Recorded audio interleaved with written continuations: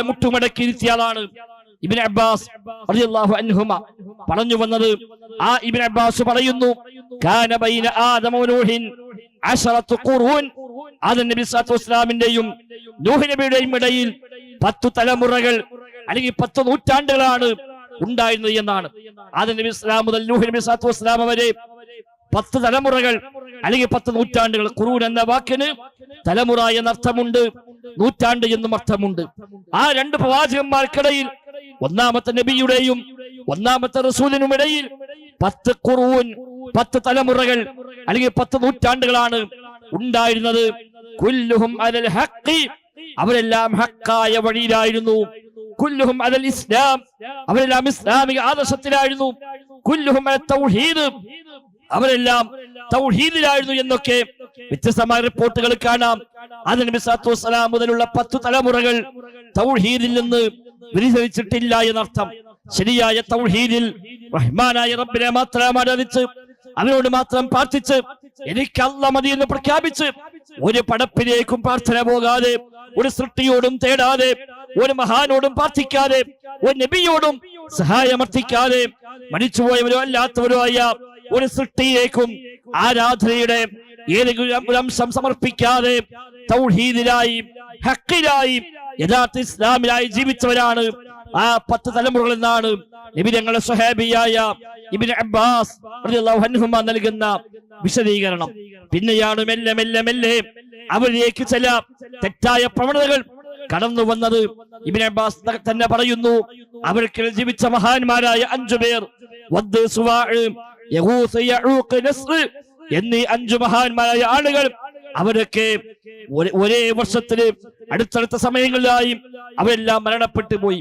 ഈ 5 പേരും ഏതാണ് അടുത്ത കാലങ്ങളിലായി മരിച്ചപ്പോൾ അവർക്ക് വല്ലാത്ത പ്രയാസമായി, വല്ലാത്ത വേദനയായി. കാര്യപ്പെട്ട നേതാക്കന്മാരായ 5 പേരാണ് അടുപ്പിച്ചടുപ്പിച്ച് മരണപ്പെട്ടു പോയത്. അപ്പൊ അവർക്കിടയിൽ ചർച്ച വന്നു, ഇവരെ മറക്കാൻ പാടില്ല, ഇവരൊക്കെ വലിയ വലിയ ആളുകളാണ്, മഹാന്മാരാണ്, കാര്യപ്പെട്ടവരാണ്, അവരെ മറന്നുകൂടാ. അതുകൊണ്ട് ആ ഓർമ്മ നിലനിർത്താൻ എന്തെങ്കിലുമൊക്കെ സംവിധാനം നമുക്ക് ഉണ്ടായേ പറ്റുമെന്നാണ് ഇബ്നു അബ്ബാസ് തങ്ങൾ പറയുന്നു. ഈ 5 പേരെ കുറിച്ച് എന്ന് വിശുദ്ധ ഖുർആൻ പരിചയപ്പെടുത്തിയ 5 പേജുകളാണ്. ആ പേജുകളെ പറ്റി അദ്ദേഹം പറയുന്നു, അസ്മാഉ റിജാലിൻ സ്വാലിഹീന ഫീ ഖൗമി നൂഹിൻ, നൂഹ് നബി സ്വല്ലല്ലാഹു അലൈഹി വസല്ലമിന്റെ സമൂഹത്തിൽ ജീവിച്ചു പോയ സ്വാലിഹീങ്ങളായ ആളുകളുടെ പേരുകളാകുന്നു ഇവ എന്നാണ്. അവർ മരണപ്പെട്ടപ്പോൾ പിശാച് അവിടെ ഇടപെടുകയും ആളുകൾക്ക് ബോധനം നൽകി, അവർക്ക് വഹയി നൽകി, ദുർബോധനം നൽകി, നിങ്ങൾ ഇവരെ മറക്കാൻ പാടില്ല. അതുകൊണ്ട് അനിൻസിബു ഫീ മജാലിസിക്കും, നിങ്ങളുടെ സദസ്സുകളിൽ, നിങ്ങളുടെ മജ്ലിസുകളിൽ ഇവരൊക്കെ രൂപങ്ങൾ ഉണ്ടാക്കി വെക്കണമെന്ന് പറയുകയും, അങ്ങനെ പിശാചിന്റെ ദുർബോധത്തിന് വഴങ്ങി ആ സമൂഹം അവിടെ ഈ മഹാന്മാരായ ആളുകളുടെ രൂപങ്ങള്, ചിത്രങ്ങള്, ഫോട്ടോകളെല്ലാം അവിടെ സ്ഥാപിക്കുകയും ചെയ്തു. പ്രതിമകൾ സ്ഥാപിക്കപ്പെട്ടു. പക്ഷേ ഫലം തുഅബദ്, അന്നവ ആരാധിക്കപ്പെട്ടിട്ടില്ല. അന്ന് ശിർക്കുണ്ടായിട്ടില്ല. അന്ന് ഈ മഹാന്മാരോട് വിളിച്ചു പ്രാർത്ഥിച്ചിട്ടില്ല. ആ മഹാന്മാരുടെ ഖബറിൽ ചെന്ന് ഖബറാളിയോട് അവർ തേടിയിട്ടില്ല. ആ മഹാന്മാരെ ജീവിതത്തിലെ അത്താണികളായി, ആശാ കേന്ദ്രമായി, പ്രശ്നം തീർക്കുന്നവരായി, മുറാദ് ഹാസിലാക്കുന്നവരായി, മുദബ്ബിറുൽ ആലമായി ഒന്നും അന്നത്തെ ആളുകൾ മനസ്സിലാക്കിയിട്ടില്ല. പക്ഷെ പിന്നീട് ആ തലമുറകളെല്ലാം കഴിഞ്ഞുപോയി. ഈ ഉണ്ടാക്കിയവർ മരിച്ചുപോയി. ഈ വദ്ദിനെ കണ്ട, സുവാഇനെ കണ്ട, യഗൂസിനെ കണ്ട ഈ മഹാന്മാരുമായി സഹവസിച്ച, അവരെ കണ്ട് അവരുടെ ജീവിതം മനസ്സിലാക്കിയ തലമുറകളൊക്കെ കഴിഞ്ഞുപോയി. അങ്ങനെ അടുത്ത തലമുറ കടന്നു വന്നു. വനുസിഖൽ ഇൽമു, ഇവരെ കുറിച്ചുള്ള അറിവൊക്കെ പിന്നെ ഇല്ലാതായി പോയി. ആരാ വദ് എന്നറിയില്ല, ആരാ സുവാഴി എന്നറിയില്ല. എല്ലാ സ്ഥലത്തും അവരെ ഫോട്ടോകൾ കാണുന്നു, കുറെ പ്രതിമകൾ കാണുന്നു, വലിയ വലിയ മഹാന്മാരാണെന്ന് പറഞ്ഞു കേൾക്കുന്നു എന്നല്ലാതെ ആരാണ് ഇവരെന്ന് അറിയാത്ത തലമുറകൾ പിന്നീട് വന്നപ്പോൾ ഇവർ ആരാധിക്കപ്പെട്ടുവെന്നാണ്. അഥവാ അന്ന് ചിത്രമുണ്ടാക്കി വെച്ചത്, അന്ന് പ്രതിമയുണ്ടാക്കി വെച്ചത്, അന്ന് അവരെ ബഹുമാനത്തിന്റെ മറവിൽ അവർ രൂപങ്ങളെ നിർമ്മിച്ചു വെച്ചതെല്ലാം പിന്നീട് ശിർക്കിലേക്ക് എത്തിച്ചുവെന്നർത്ഥം. ശിർക്കിലേക്കുള്ള വഴിയായി മാറി, ശിർക്കിലേക്കുള്ള മാർഗമായി മാറി, അഥവാ ശിർക്കിലേക്കുള്ള വസീലയായി മാറി. അതിനാണ് വസിയത്തു ശിർക്ക് എന്ന് പറയുക. അഥവാ ലോകത്ത് ആദ്യമുള്ള അസ്ല് തൗഹീദാണ്. ആ തൗഹീദിനെ വിട്ടപ്പോൾ പിന്നീട് വന്നത് വസീലയാണ്. ആ വസീല വഴി പോയിട്ടാണ് പിന്നെ ശിർക്കിലേക്ക് എത്തിയത് എന്നാണ് കൃത്യമായി നമ്മൾ മനസ്സിലാക്കേണ്ടതുണ്ട്. ചില ആളുകൾ വിചാരിക്കും വിസ്ഡം ഓർഗനൈസേഷൻ വന്നപ്പോഴാണ് വസിയത്തു ശിർക്ക് ഉണ്ടായത് എന്നാണ്. അല്ല, ലോകത്ത് ആദ്യമായി ഉണ്ടായ വ്യതിയാനം വസിയത്തു ശിർക്കായിരുന്നു. ഇബ്നു അബ്ബാസ് തന്നെ പറഞ്ഞു, അന്ന് ആരാധിക്കപ്പെട്ടിട്ടില്ല. ഫലം തുഅബദ്, രൂപം ഉണ്ടാക്കിയ കാലത്ത്, പ്രതിമ നിർമ്മിച്ച കാലത്ത് ആരാധിക്കപ്പെട്ടിട്ടില്ല. ആരാധിക്കപ്പെട്ടാലോ ശിർക്ക് തന്നെയാണല്ലോ. അപ്പൊ അന്ന് ആരാധിക്കപ്പെട്ടിട്ടില്ല. പിന്നെയോ പ്രതിമയുണ്ടാക്കി വെച്ചു. എന്തിന്? ഓർമ്മയ്ക്ക് വേണ്ടി മാത്രം, ബഹുമാനത്തിന് വേണ്ടി മാത്രം. പക്ഷെ ആ രൂപം ഉണ്ടാക്കിയത് പിന്നീട് അവരെ ശിർക്കിലേക്ക് എത്തിച്ചു. ശിർക്കിലേക്കുള്ള വഴിയായി മാറി. ആ വഴിക്കാണ് വസീല എന്ന് പറയുക. ഈ സ്റ്റേജിലേക്കുള്ള വഴിക്ക് ഇതിലേക്കുള്ള വസീല എന്ന് പറയാം. ആ വസീല വഴിയാണ് ഇങ്ങോട്ടെത്തുക. നമ്മുടെ വീട്ടിലേക്കൊരു വസീലയുണ്ടാകും, പള്ളിയിലേക്കൊരു വസീലയുണ്ടാകും, ഏതു സ്ഥലത്തേക്കൊരു വസീലയുണ്ടാകും. ആ അങ്ങോട്ട് എത്തിക്കുന്ന മാർഗം, അതിലേക്ക് എത്തിക്കുന്ന വഴി, അതിനാണ് വസീല എന്ന് പറയുക. ഒരു വഴിയിലൂടെ അല്ലാതെ ഒന്നിലേക്ക് എത്തുകയില്ല. ശിർക്ക് ഒരു സുപ്രഭാതത്തിലല്ല സംഭവിക്കല്. മെല്ലെ മെല്ലെ മെല്ലെ മെല്ലെയാണ് ശിർക്കിലേക്ക് എത്തുക. അതുകൊണ്ടാണ് ശിർക്കിലേക്ക് എത്താൻ ചാൻസ് ഉള്ള ഏതൊക്കെ വഴിയുണ്ടോ ആ വഴികളെല്ലാം ഹറാമാണ്. എല്ലാ വസീലകളും ശിർക്കിലേക്കുള്ള മാർഗങ്ങളെല്ലാം ഹറാമാണ്, നിഷിദ്ധമാണ്. അത് സ്വീകരിക്കാൻ പാടില്ല എന്ന് കണിശമായി ഇസ്ലാം പരിചയപ്പെടുത്തിയത്. ഫോട്ടോ അല്ലെങ്കിൽ ചിത്രങ്ങൾ, പ്രതിമകൾ എന്തേ വിമർശിക്കപ്പെട്ടത്, നിരുത്സാഹപ്പെടുത്തപ്പെട്ടത്, എന്തേ അതിൽ ഹറാമായി പഠിപ്പിക്കപ്പെട്ടത്? ഒന്നുമല്ല, അത് ശിർക്കിലേക്ക് എത്തിക്കുമെന്നാണ്. ചില പ്രതിമകൾ പിന്നീട് ആരാധിക്കപ്പെടും. അതുകൊണ്ട് തന്നെ പ്രതിമയുണ്ടാക്കാൻ പാടില്ല, ചിത്രങ്ങൾ ഉണ്ടാക്കാൻ പാടില്ല, ജീവനുള്ളതിന്റെ ഫോട്ടോകൾ പാടില്ല എന്നൊക്കെ പഠിപ്പിച്ചത് ഇന്നല്ലെങ്കിൽ നാളെ അതിനെ ആരാധിക്കുന്ന അവസ്ഥയിലേക്ക് എത്തിക്കുമെന്നാണ്. എന്റെ ഖബറ് കെട്ടിയുയർത്താൻ പാടില്ല എന്ന് പറഞ്ഞത്? ഖബറ് കെട്ടിയുയർത്തുമ്പോൾ എന്താ അവിടെ സംഭവിക്കുന്നത്? കല്ലും സിമന്റും ഉപയോഗിക്കുക മാത്രമാണ്. പക്ഷേ കേവലം കല്ലും സിമന്റുമല്ല, ആ ഉയർത്തിയ ഖബറ് കാലക്രമേണ തലമുറകൾ മാറി വരുമ്പോൾ പിന്നീട് ആരാധിക്കപ്പെടുന്ന സാഹചര്യം ഉണ്ടാകും. ആ ഖബറാളിയോട് തേടുന്ന, ആ ഖബറാളിയെ പേടിക്കുന്ന, ആ ഖബറാളിയെ പ്രതീക്ഷിക്കുന്ന, ആ ഖബറാളിക്ക് നേർച്ച വഴിപാടുകൾ സമർപ്പിക്കുന്ന സാഹചര്യം ഉണ്ടാകും. അതുകൊണ്ട് ഖബർ അത്തരം രീതികൾ പാടില്ല, കെട്ടിയുയർത്താൻ പാടില്ല. അത് ഹറാമാണ്. കാരണം അത് ശിർക്കിലേക്കുള്ള വസീലയാണ്. എന്തിനേറെ ഇസ്ലാമിൽ അനുവദനീയമായ കാര്യങ്ങൾ പോലും അത് ചെയ്താൽ ഏതെങ്കിലും സാഹചര്യത്തിൽ, ഏതെങ്കിലും നാട്ടിൽ, ഒരു തലമുറയിൽ അത് ശിർക്കിലേക്ക് എത്താൻ നിമിത്തമാകുമെങ്കിൽ അവിടെ ഇക്കാര്യം പോലും പാടില്ല എന്ന് ഇസ്ലാം പറയും. തെളിവാണ് ഒരു കാലത്ത് ഖബർ സിയാറത്ത് പാടില്ല എന്ന് പറഞ്ഞത്. നബി തങ്ങൾ പറഞ്ഞു, കുന്തു നഹൈതുകും അൻ സിയാറത്തിൽ ഖുബൂർ അലാ ഫസൂറുഹാ ഫഇന്നഹാ തുദക്കിറുകുമുൽ ആഖിറ. ഞാൻ നിങ്ങളോട് ഖബർ സന്ദർശനം പാടില്ല എന്ന് പറഞ്ഞിരുന്നു, എന്നാൽ ഇത് നിങ്ങൾ സന്ദർശിച്ചു കൊള്ളുക. നിങ്ങൾക്ക് പരലോകമെന്ന ഓർമ്മയുണ്ടാവാൻ, മരിക്കുമെന്ന ചിന്തയുണ്ടാവാൻ അത് നിമിത്തമായി മാറുമെന്ന് റസൂലുള്ളാഹി സ്വല്ലല്ലാഹു അലൈഹി വസല്ലമ. ഇബ്നുൽ ഖയ്യിം റഹിമഹുല്ലാഹ് അദ്ദേഹത്തിന്റെ ഇഗാസുൽ ലഹ്ഫാൻ മിൻ മസ്വാഇദിശ് ശൈത്വാൻ എന്ന കിതാബിൽ ഈ ഹദീസ് വ്യാഖ്യാനിക്കുമ്പോൾ അദ്ദേഹം പറയുന്നു, എന്തുകൊണ്ട് അന്ന് ഖബർ സിയാറത്ത് പാടില്ല എന്ന് പറഞ്ഞു? ഇന്ന് ഖബർ സിയാറത്ത് സുന്നത്താണല്ലോ. ഈ സുന്നത്തായ ഖബർ സിയാറത്ത് അന്ന് ഹറാമായി മാറി. ചെയ്യരുത്. കുന്തു നഹൈതുകും, ഞാനിതാ വിരോധിക്കുന്നു നിങ്ങളോട് ഖബർ സിയാറത്ത് എന്നാണല്ലോ നബി തങ്ങളുടെ പ്രയോഗം. എന്തേ അന്ന് വിരോധിച്ചത്? പിന്നീട് സുന്നത്തായി പറഞ്ഞ കാര്യം അന്ന് എന്തുകൊണ്ട് പാടില്ലെന്ന് പറഞ്ഞു? ഇബ്നുൽ ഖയ്യിം റഹിമഹുല്ലാഹ് പറയാണ്, അന്നത് ശിർക്കിലേക്കുള്ള വസീലയായിരുന്നു. അന്ന് ഖബർ സിയാറത്ത് ശിർക്കിലേക്കുള്ള വസീലയായിരുന്നു. കാരണം അവർക്ക് ഇസ്ലാമിലേക്ക് വന്നിട്ടേ ഉള്ളൂ, അധികകാലമായിട്ടില്ല. എല്ലാ ബഹുദൈവ ആരാധനയും ഒഴിവാക്കി തൗഹീദിന്റെ വഴിയിലേക്ക് വന്ന ഉടനെയാണ്. ആ സമയത്ത് ഖബറിൽ ചെന്നാൽ ഒരുപക്ഷെ പഴയ ഓർമ്മ തിരിച്ചു വന്നേക്കാം. ആ ഖബറാളിയോട് വല്ലതും തേടാൻ നിമിത്തമായേക്കാം, ശിർക്ക് ചെയ്യാൻ വഴിയായേക്കാം. അതുകൊണ്ട് ശിർക്കിലേക്കുള്ള വസീലയാണ് എന്നതിനാൽ അന്ന് ഖബർ സിയാറത്ത് പാടില്ല എന്ന് പറഞ്ഞു. പിന്നീട് അവർ തൗഹീദൊക്കെ പഠിച്ചു, ഈമാനൊക്കെ ഉറച്ചു. അങ്ങനെ അടിയുറച്ച ഈമാനിന്റെ ആളുകളായി അവര് മാറിയപ്പോൾ നബി തങ്ങൾ പറഞ്ഞു, കുന്തു നഹൈതുകും അൻ സിയാറത്തിൽ ഖുബൂർ, ഞാൻ നിങ്ങളോട് വിരോധിച്ചിരുന്നു ഖബർ സിയാറത്ത് പാടില്ല എന്ന്, എന്നാൽ നിങ്ങൾ സന്ദർശിച്ചു കൊള്ളുക. ഇനി ആ പേടിയില്ല എന്നർത്ഥം. എത്രയെത്ര സംഭവങ്ങൾ നബി തങ്ങളുടെ ജീവിതത്തിൽ, സ്വഹാബത്തിന്റെ ചരിത്രങ്ങളിൽ എല്ലാം കാണാൻ കഴിയും. ശിർക്കിലേക്ക് നിമിത്തമാകുന്ന വല്ല വഴിയും കണ്ടാൽ അവിടെ പാടില്ലെന്ന് പറയുന്ന എത്രയോ സംഗതികൾ, ഒരു പരിധിക്കപ്പുറം ബഹുമാനിക്കുന്ന പദപ്രയോഗങ്ങളെ പോലും സഹാബിമാർ ഗൗരവമായി കണക്കാക്കി. അബ്ദുല്ലാഹി ഇബ്നു ഉമർ റളിയല്ലാഹു അൻഹുമ, ഉമർ ഖത്താബിന്റെ മകൻ മുത്തബിഉസ് സുന്ന ഇബ്നു ഉമർ റളിയല്ലാഹു അൻഹു, അദ്ദേഹത്തോട് മനുഷ്യൻ പറയുന്നു, എനിക്ക് വേണ്ടി ദുആ ചെയ്യണം. ഇബ്നു ഉമർ പറഞ്ഞ മറുപടി, ലസ്തു ബിനബിയ്യിൻ, ഞാൻ നബിയൊന്നുമല്ല, ഞാൻ നബിയൊന്നുമല്ല. എന്തേ ദുആ ചെയ്യാൻ പറയാൻ പാടില്ലേ?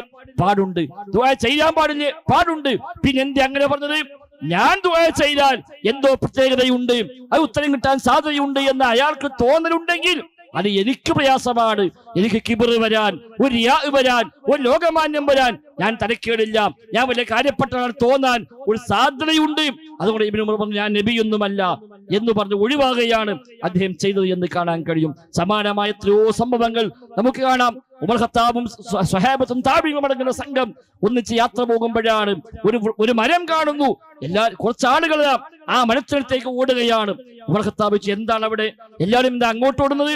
അവർ അല്ല, നിങ്ങൾക്ക് ഓർമ്മയില്ലേ ഈ മരം ഖുർആൻ പറഞ്ഞ മരമല്ലേ? വിശുദ്ധ ഖുർആൻ എന്താ പറഞ്ഞല്ലോ, നബിയെ താങ്കളുമായി ആ മരത്തിന് താഴെ വെച്ച് അവർ ബൈഅത്ത് ചെയ്ത സന്ദർഭം എന്ന് ഖുർആൻ പറഞ്ഞില്ലേ? ആ മരമാണിത്. നമ്മൾ ഇവിടെ വെച്ചല്ലേ നബിയുമായി ബൈഅത്ത് ചെയ്തത്, നിങ്ങൾ ഓർമ്മയില്ലേ? ഉമർ ഖത്താബ് ഓഹോ, ആ മരമാണല്ലേ എന്ന് ചോദിക്കുകയും അദ്ദേഹം പറഞ്ഞ മറുപടി കാണാം, നിങ്ങൾ മനസ്സിലാക്കണം, നിങ്ങളെ മുൻഗാമികൾ നശിച്ചു പോയത് ഇങ്ങനെയാണ്. ഉമർ ഖത്താബ് പറഞ്ഞു, ഇങ്ങനെയാണ് നിങ്ങളെ മുൻഗാമികൾ നശിച്ചത്. അവരവിടെ അമ്പിയാക്കളുടെ ശേഷിപ്പുകളെ പ്രത്യേകമായി ഓർത്തെടുക്കുകയും അതിന് പിന്നാലെ കൂടുകയും അത് പിന്നീട് അവർ ആരാധിക്കാൻ നിമിത്തമായി മാറുകയും ചെയ്തു എന്ന് ഉമർ ഖത്താബ് പറയുകയും അങ്ങനെ ആ മരം അദ്ദേഹം പിഴുതെറിഞ്ഞുവെന്നാണ്. ആ മരം പിഴുതെറിഞ്ഞു, അദ്ദേഹം മുറിച്ചു മാറ്റിയില്ല. മുറിച്ചു മാറ്റിയ ഒരു പക്ഷേ പിന്നെ രണ്ടാമത് തെളിച്ചു വരാൻ സാധ്യതയുണ്ട്. അതുകൊണ്ട് ഉമർ ഖത്താബ് പറഞ്ഞു, അത് പിഴുതെറിഞ്ഞിട്ട് പറഞ്ഞു, വേണ്ട, അത്തരം വഴികൾ ആവശ്യമില്ല. ഒരുപാട് ചരിത്ര ഗ്രന്ഥങ്ങൾ സ്ഥിരപ്പെട്ട ഒരു സംഭവമാണ്. സനദ് കൊണ്ട് സ്വഹിയാണോ അല്ലേ അഭിപ്രായ വ്യത്യാസമുള്ള വിഷയവുമാണ്. ഇങ്ങനെ ധാരാളം സംഭവങ്ങൾ നമുക്ക് സ്വഹാബത്തിലേക്ക് കാണാൻ കഴിയും. എവിടേക്ക് വഴിമാറിപ്പോകാൻ വല്ല സാധ്യതയുണ്ടോ, ശിർക്കിലേക്ക് എത്താവുന്ന വല്ല നിമിത്തങ്ങളും വല്ല പഴുതും കാണുന്നുവോ, അവിടെയൊക്കെ പാടില്ലെന്ന് പറയുകയും കണിശമായി അതിനെതിരെ ശബ്ദിക്കുകയും ചെയ്തത് സ്വഹാബത്തിന്റെ ജീവിതത്തിൽ ധാരാളമായി നമുക്ക് കാണാൻ കഴിയും. അത് ശിർക്കിലേക്കുള്ള വഴിയാകാൻ സാധ്യതയുണ്ട്, ശിർക്കിലേക്ക് എത്തിക്കാൻ സാധ്യതയുണ്ട്, ഒരു വസീലയാവാൻ ഒരു നിമിത്തമാവാൻ സാധ്യതയുണ്ട് എങ്കിൽ അത് പാടില്ല, അത് ഹറാമാണ്. അതാണ് ഇസ്ലാമിന്റെ ബേസ്. അത് ഏത് ഹറാമിലേക്ക് എത്തിക്കുമെങ്കിലും അത് ഹറാമാണ്, ഏത് ശിർക്കിലേക്ക് എത്തിക്കുമെങ്കിലും അത് ഹറാമാണ്, കുഫ്റിലേക്ക് എത്തിക്കുമെങ്കിൽ അത് ഹറാമാണ്. ഏതിലേക്ക് എത്തിക്കുമോ അതിന്റെ വിധി ഇതിനും ഉണ്ടാകുമെന്ന് ഇസ്ലാമിന്റെ അടിസ്ഥാന നിലപാടാണ്. പറഞ്ഞു വന്നത് ഒന്നാമത്തെ അസ്ല്, മനുഷ്യകുലത്തിന്റെ ബേസ് തൗഹീദാണ്. ആ തൗഹീദിൽ നിന്ന് വസീലയിലൂടെ മെല്ലെ മെല്ലെ മെല്ലെ പോയി പിന്നീട് വന്ന തലമുറകൾ 10 തലമുറ പിന്നിടുമ്പോൾ അവർ ശിർക്കിൽ ചെന്നെത്തി. അങ്ങനെ അവർ ആരാധിക്കുന്ന സാഹചര്യം ഉണ്ടായി. തലമുറകൾ മാറി വന്നു. ഈ മഹാന്മാരായ ആളുകളെ കുറിച്ച് കൃത്യമായി അറിയുന്നവരെല്ലാം മരിച്ചുപോയി. കേട്ടുകേൾവി മാത്രമുള്ള തലമുറകൾ വന്നപ്പോൾ ഈ മഹാന്മാർ ആരാധിക്കപ്പെട്ടുവെന്നാണ് ഇബ്നു അബ്ബാസ് റളിയല്ലാഹു അൻഹുമാ പരിചയപ്പെടുത്തുന്നത്. അതുകൊണ്ട് സഹോദരങ്ങളെ, തൗഹീദിനെ അതികണിശമായി ഗൗരവമായി കണ്ടേ പറ്റൂ നമ്മൾ. ഇസ്ലാമിന്റെ ജീവൻ തൗഹീദാണ്. ഇസ്ലാമിന്റെ ജീവൻ തൗഹീദാണ്. ജീവൻ നഷ്ടപ്പെട്ടാൽ ബാക്കിയെല്ലാം നഷ്ടമായല്ലോ. ആ ജീവൻ നഷ്ടപ്പെടാൻ കാരണമായേക്കാവുന്ന, നിമിത്തമായേക്കാവുന്ന ഏതിനെയും നമ്മൾ ഗൗരവമായി കാണുമല്ലോ. ഒരാൾക്ക് ആക്സിഡന്റ് പറ്റി, ആദ്യം നോക്കൽ എന്താ? തലക്ക് വല്ലതും പറ്റിയോ എന്നാണ്. തലക്ക് വല്ലതും പറ്റുക, കാരണം തലക്ക് വല്ലതും പറ്റിയാൽ അയാളെ ജീവനെ ബാധിക്കുന്ന കാര്യമാണ്. ഒരു പക്ഷേ കൈ ഒടിഞ്ഞു തൂങ്ങിയിട്ടുണ്ട്, കാലിനാകെ പരിക്ക് പറ്റിയിട്ടുണ്ട്, തലയ്ക്ക് ചെറിയ മുറിവുമുണ്ട്, എന്നാലും ആദ്യം നോക്കി തലയാണ്.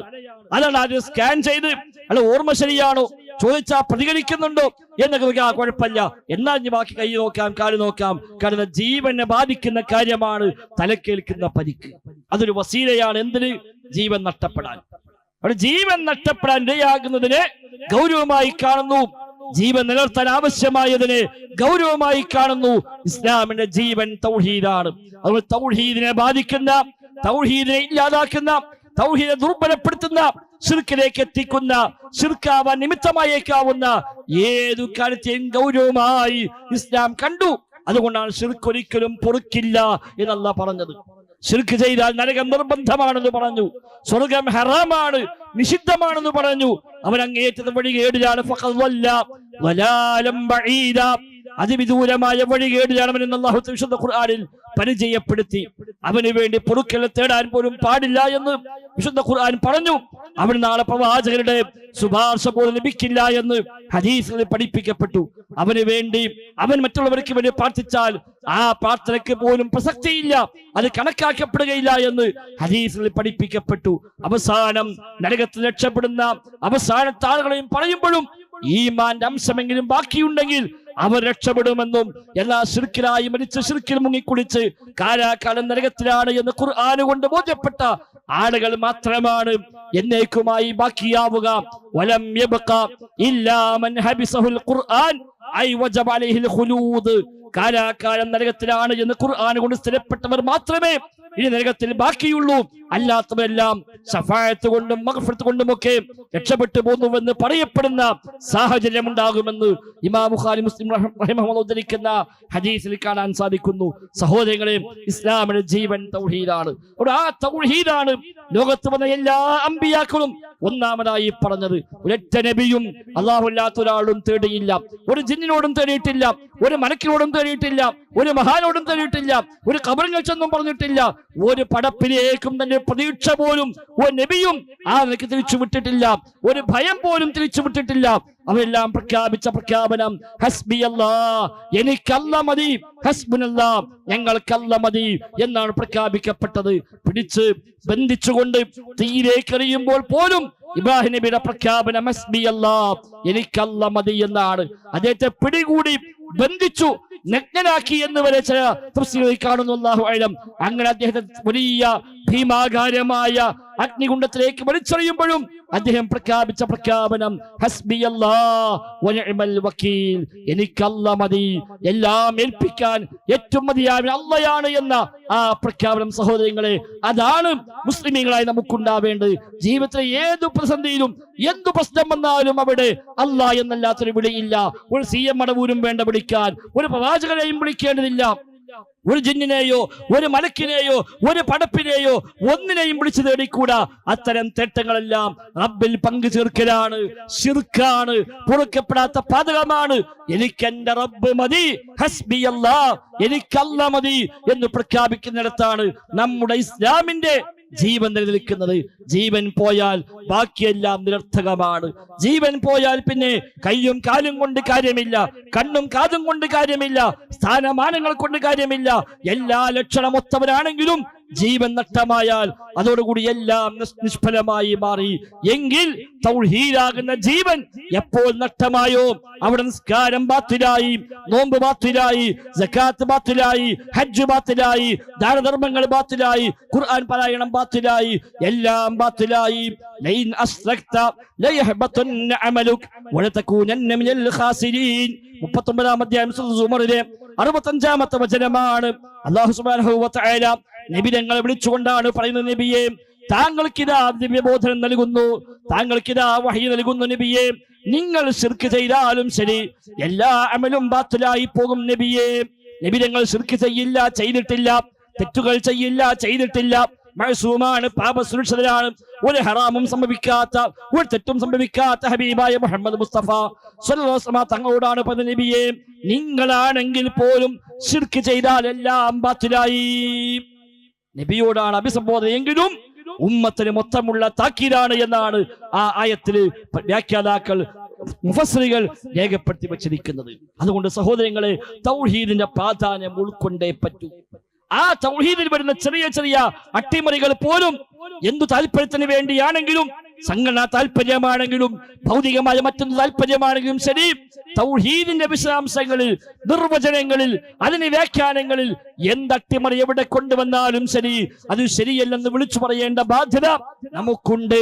സ്വന്തം വേണ്ടപ്പെട്ടവരെ അട്ടിമറിച്ചാലും ശരി, സംഘടന ഒന്നാകെ തൗഹീദിന്റെ വിശദാംശങ്ങളിൽ മാറ്റിമറിച്ച് പുതിയ ചില വ്യാഖ്യാനങ്ങൾ കൊണ്ടുവന്നാലും ശരി, തൽക്കാലം മിണ്ടാതിരിക്കാം എന്ന് പറയാൻ കഴിയില്ല. ഇസ്ലാമിന്റെ ജീവനെയാണ് അത് ബാധിക്കുന്നത്. അതുകൊണ്ട് തന്നെ ഗൗരവമായി വിസ്ഡം ഇസ്ലാമിക് ഓർഗനൈസേഷൻ അത്തരം കാര്യങ്ങളെ കാണുകയും സ്വന്തം വേണ്ടപ്പെട്ടവര് പോലും തൗഹീദിൽ ചില ആ നിലക്കുള്ള ചില മറിമായങ്ങൾ, ചില അട്ടിമറികൾ നടത്തിയപ്പോൾ മറ്റു ചില സ്വാർത്ഥമായ താല്പര്യങ്ങൾക്ക് വേണ്ടി ആണെങ്കിലും ശരി, ആ താല്പര്യത്തിനപ്പുറത്ത് ഈ ഒരു അട്ടിമറി അംഗീകരിക്കാൻ കഴിയില്ല എന്ന് തുറന്നു പ്രഖ്യാപിക്കാൻ മാത്രമാണ് വിസ്ഡം ഓർഗനൈസേഷൻ ചെയ്ത തെറ്റ് എന്ന് പറയാവുന്നത്. സഹോദരങ്ങളെ, അതിനപ്പുറത്തേക്ക് ജീവിതത്തിന്റെ ഏതെങ്കിലും നിമിഷത്തിൽ എവിടെങ്കിലും അല്ലാഹ് എന്നല്ലാത്തൊരു വിളി, ആ സ്ഥാനത്ത് ഒരു പടപ്പിലേക്കുള്ള വിളി വിളിച്ചിട്ടില്ല, വിളിക്കുകയില്ലെന്ന് മാത്രമല്ല, അങ്ങനെ വിളിച്ചാലോ എന്നൊരു ആശങ്ക പോലും, ഒരു ചിന്ത പോലും ജീവിതത്തിൽ ഉണ്ടാവുകയില്ല എന്നതിൽ യാതൊരു സംശയവും വേണ്ട. കാരണം മുജാഹിദിനെ സംബന്ധിച്ച് തൗഹീദാണ് ബേസ്. ആ തൗഹീദ് അവന്റെ എല്ലാം അതിന്റെ പേരിലാണ് നാട്ടിൽ പലരും ഒറ്റപ്പെട്ടത്. അതിന്റെ പേരിലാണ് ഞങ്ങളൊക്കെ വീട് വിട്ടിറങ്ങേണ്ടി വന്നത്. 10-12 കൊല്ലക്കാലം വീട്ടിൽ നിന്ന് പുറത്ത് ജീവിച്ചവരാണ് ഞാനൊക്കെ തൗഹീദിന്റെ പേരിൽ. എന്നിട്ട് പിന്നെ അവസാനം വന്നിട്ട് ജിന്നിനെ വിളിക്കാന്ന് പറയുകയാണെങ്കിൽ അതിനേക്കാളും വലിയ നഷ്ടക്കാരൻ, അതിനേക്കാളും വലിയ വിഡ്ഢി മറ്റാരുണ്ടാകും സഹോദരങ്ങളെ? അതുകൊണ്ട് തല പോയാലും ശരി, ജീവൻ നഷ്ടപ്പെട്ടാലും ശരി, എന്തെല്ലാം മർദ്ദനങ്ങളും അക്രമങ്ങളും പീഡനങ്ങളും ഏറ്റുവാങ്ങേണ്ടി വന്നാലും ശരി, തൗഹീദ് വിളിച്ചു പറയാൻ ഒരു മടിയുമില്ലാത്തവരാണ് മുജാഹിദുകൾ. നാട് നീളെ പ്രസംഗിക്കുമ്പോ മുജാഹിദ് പ്രസ്ഥാനത്തിന്റെ സ്റ്റേജിലേക്ക് എന്നും വന്നത് കല്ലേറുകളാണല്ലോ, കൂക്കിവിളികളാണല്ലോ. അതല്ലാതെ ഒരു നാട്ടിലും ആദ്യമേ സ്വീകരിച്ച് നിങ്ങൾ ഈ നാട്ടിൽ ആവശ്യക്കാരാണ് വരണമെന്ന് പറഞ്ഞ് സ്വീകരിച്ചു കൊണ്ടുപോയ ഒരു നാടുമില്ല. എല്ലാ നാട്ടിലും എതിർപ്പേ ഉണ്ടായിട്ടുള്ളൂ, പ്രശ്നങ്ങളെ ഉണ്ടായിട്ടുള്ളൂ. അതെല്ലാം വകവെക്കാതെ എല്ലാ എതിർപ്പുകളെയും മറികടന്നുകൊണ്ട് ഒറ്റയ്ക്ക് പ്രസംഗിച്ചു പോകുന്ന മുൻഗാമികളായ മുജാഹിദ് പണ്ഡിതന്മാർ സ്റ്റേജ് തകർക്കപ്പെട്ടപ്പോഴും അതേപോലെ കല്ലെടുത്തെറിയപ്പെട്ടപ്പോഴും ഓരപ്പടക്കം കഴുത്തിലേക്ക് മാലയാക്കി ചാർത്തി തീ കൊളുത്തി പൊട്ടിപ്പോകുമ്പോഴും അവിടെയും തൗഹീദ് വിളിച്ചു പറയാൻ മടി കാണിച്ചിട്ടില്ല എങ്കിൽ സഹോദരങ്ങളെ, ആ തൗഹീദ് ഉറക്കെ പറയാൻ തന്നെയാണ് ഒരു മുജാഹിദിന് എന്നും താല്പര്യമെന്നാണ് ഈ സമയത്ത് സൂചിപ്പിക്കാനുള്ളത്. വിശുദ്ധ ഖുർആനിൽ മൊത്തം പറഞ്ഞത് 25 പ്രവാചകന്മാരെ പേരാണ്. അതിൽ 18 അമ്പിയാക്കളെ പേര് പറഞ്ഞ സൂറത്താണ്